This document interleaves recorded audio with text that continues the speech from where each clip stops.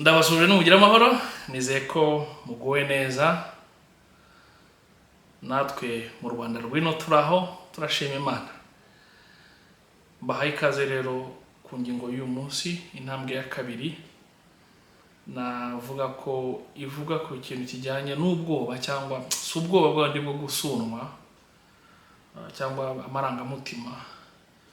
Ni cya kintu kigushira hasi kigatuma udashaka kubasha kuvuga ibyo utekereza kubera ko gusa utinye wenda umuntu bugutuke, utinye umuntu uri bugutesha umwanya kuganira n'umuntu mutari kuri mudafite gahunda imwe.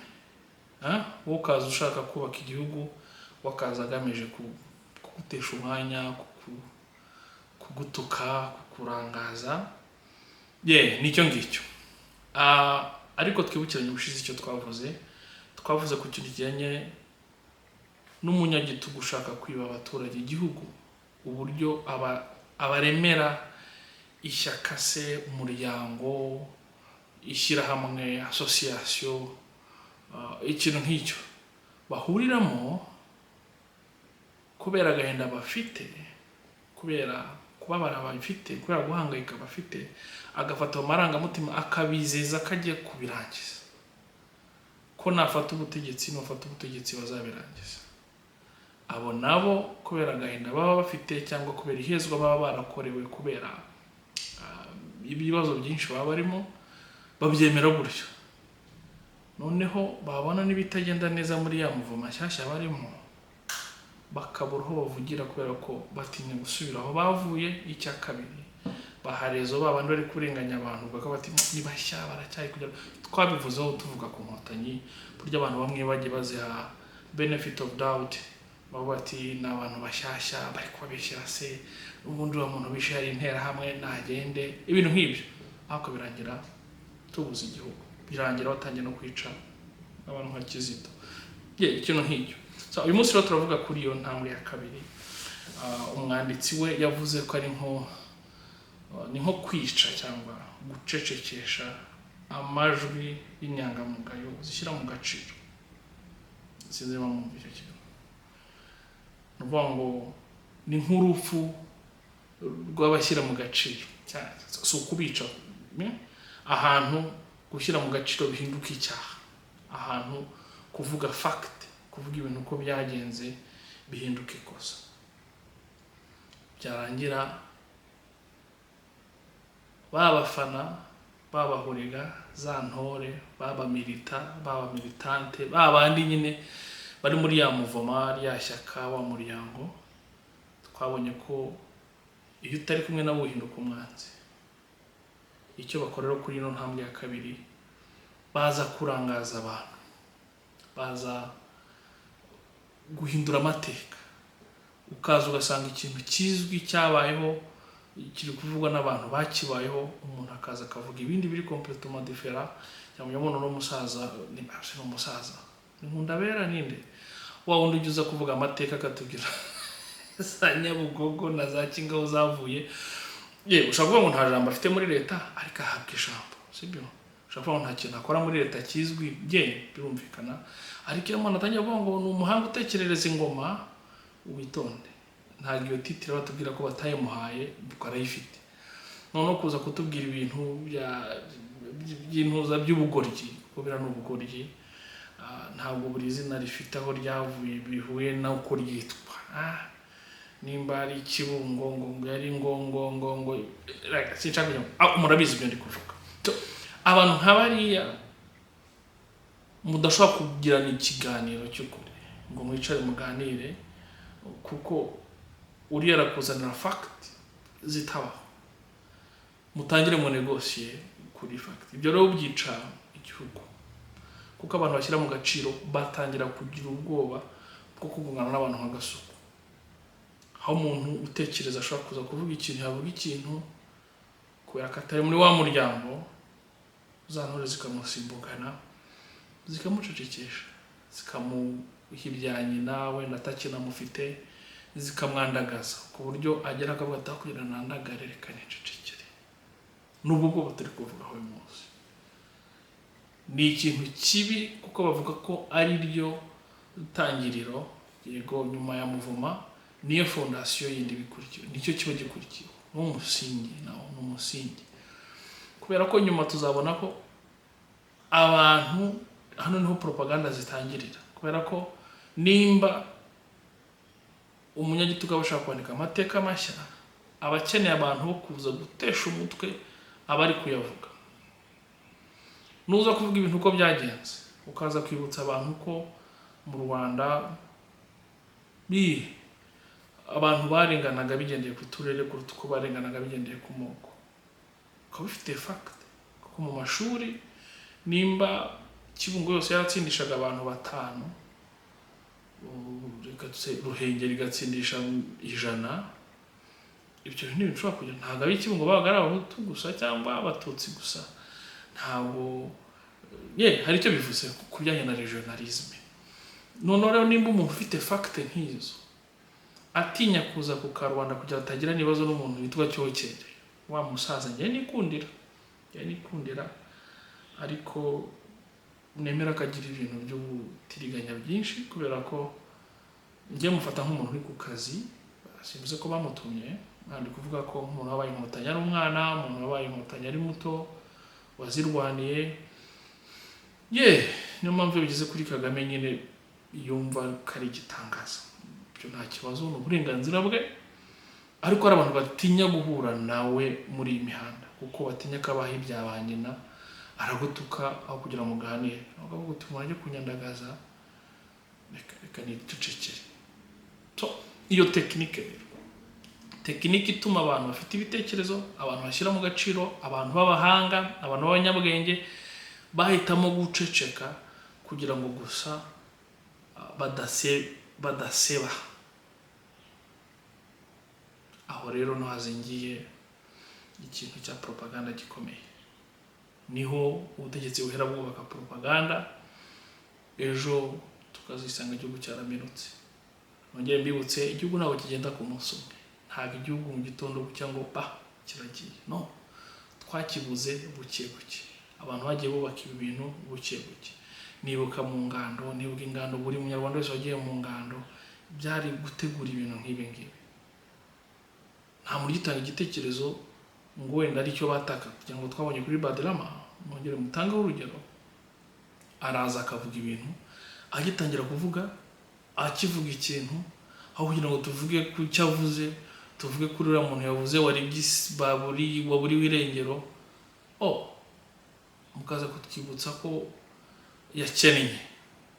Ndumva ndakize, ntabwo mwiriwe muduha konte ze ngo tumenye uburyo mwabimenyaga, mukaza kutubwira ko hari abandi bantu ari gukorera, ko Felix yamuhaye amafaranga, ko Ndayishimiye bari gukorana, ukagira ngo ibintu avuze nta wundi muntu wabivuga, cyangwa twebwe sibyo twirwa hano tuvuga. Tukaza tukavuga no ku bindi bisanzwe, ugitangira gutanga igitekerezo umuntu agahita akubwira ati wantera hamwe, ko twavugaga ku bintu bya covid, ko twavugaga ku bintu bya kandagira ukarabe, ubutera hamwe buje gute? Kuri iyi ngingo n'intera hamwe ushobora kugeraho ide, sibyo? Rero birangira abantu b'abahanga bahisemo kuzibukira kandi bitari bikwiye. Ni ikintu gikomeye cyo kwitondera, hari isomo ryo gukuramo. Ibi bintu turebera dukeneye gushira amanga, nukuri ndacyabashishikariza kumva ko tureke kwireba, ureke gutinya ngo uratukwa, ureke gutinya ngo wenda urahomba akazi nk'uko dukunda kubivuga, ureke kuri umuryango wawe gusa uvuga icyo ugomba kuvuga, gasukwa kurire aza gutuke ku babyeyi, aza avuge ibyo atagomba kuvuga, Cyokera ze akurisha ibya mama wawe, bazana imvugo nyandagazi, ariko nawe ukora ibyo ugomba gukora. Cyangwa abonye ko Bizimana yatangiye kwataka umugabo witwa umugabo w'umunyamibare yari yitwa nde, Banyaga, Professeur Banyaga, ntabwo nkuzi pe.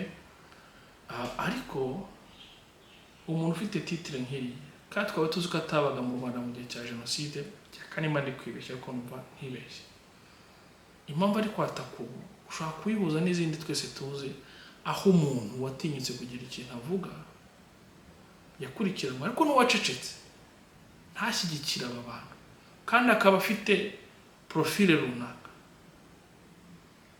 kumushinja biriya biroroshye. So ntabwo mbizi ariko nemeza ntashidikanya ko barabigizemo uruhare abarakurikiranwa kera. Kuba bamuzanye ubu wasanga ari ibintu ari kumusaba atabakoreye, uretse tukwemesha tereka tukumvisha. So ndabashishikariza rero kwirinda kwirebaho, mureke dukunda igihugu tukirutisha ibindi bintu. Ibyo byo kudutuka, ibyo byo kutumenasa ntibiducire ishati, ntitwumve ko ari cyo cy'ingenzi, numve ko ngomba kubaho ndi umuntu uremereye kugira ngo Bizimana ataza kunyurira bikaba ikibazo. Mureke tugerageze iki gihugu dukunda koko twemere ko gasuku yakidutukira, kuko ntago ushobora kumbwira ko nitukomeza guha ijambo aba bantu b'abanyamafuti cyangwa nidukomeza nyine tuzakibura nk'uko twamaze kukibura byinshi, ariko nta garuriro. Kuko umwanditsi abigarukaho neza, hari ikintu yavuze no hari ikiganiro yavuzeho cy'umuntu witwa Aristote n'umuntu w'umufana n'intoro, reka tuvuge gutyo, ukuntu baganiriye birasekeje. Ni nka bya biganiro byacu tugera hano na Nkaka cyangwa n'aba bandi bose muzi baza hano kudutuka, bivugira ikintu gisanzwe ukabona wabizanyemo ibindi bintu bya politiki. Twari turi kuvuga umuziki none utangiye kubizanamo Kayibanda harya ubwo n'ibitsa.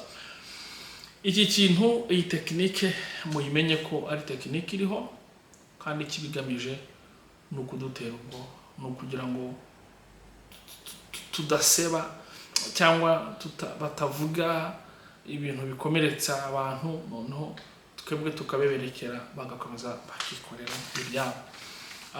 Nkaba mbashishikariza rwose kubyima amatwi, kandi ni ikintu gikomeye nk'uko umwanditsi yabivuze.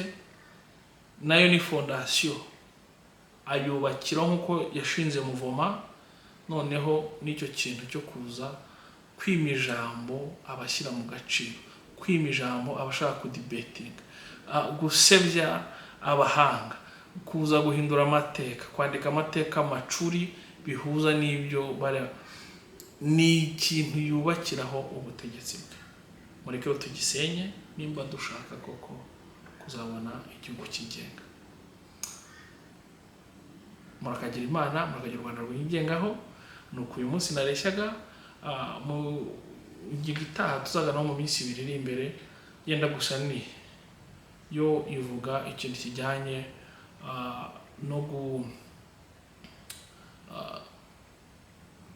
no kwikuraho ndakivuga gute, kutagira isoni,